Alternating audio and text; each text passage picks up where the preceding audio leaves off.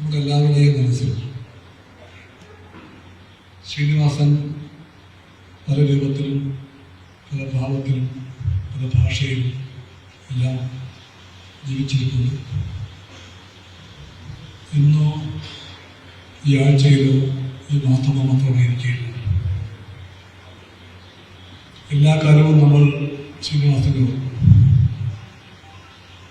ശ്രീനിവാസനെ പറ്റി ഓർക്കാൻ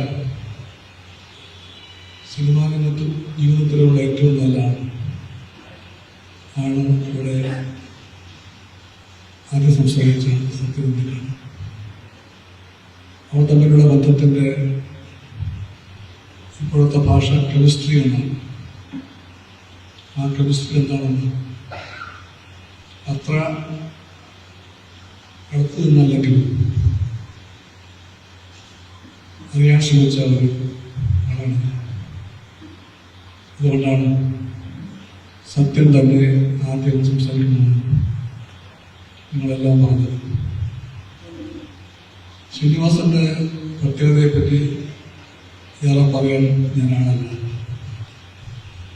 മലയാളത്തിൽ ആക്ഷേപഹാസത്തിന്റെ ഒരിക്കലും മറക്കാത്ത പേര് കുഞ്ചൻ നമ്പ്യാരായി.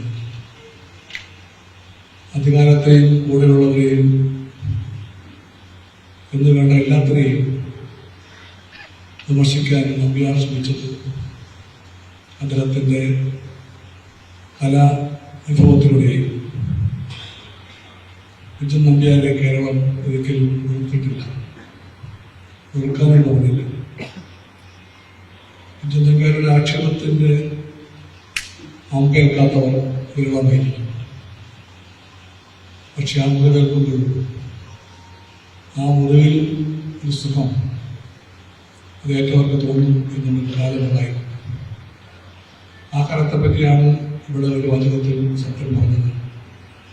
ശ്രേഷ്ഠത എന്ന ഒരു ഗുണത്തെപ്പറ്റി. ശ്രേഷ്ഠത പൊതുവെ കുറയുന്നുണ്ട്, കുറയാൻ കാരണക്കാരുമുണ്ട്. അതിലേക്ക് ഇപ്പോൾ ഞാൻ പോകുന്നില്ല.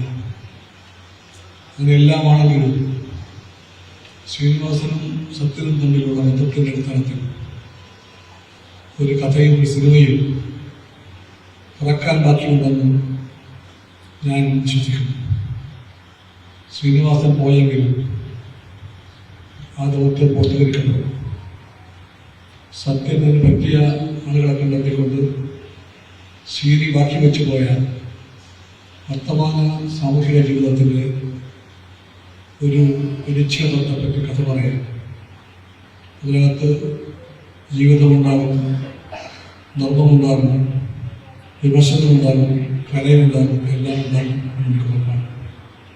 അത് പൂർത്തീകരിക്കാൻ ഞാൻ നമ്മുടെ എല്ലാം പേരിൽ സത്യനോട് ഇവിടെ വെച്ച് അഭ്യർത്ഥിക്കുകയാണ്.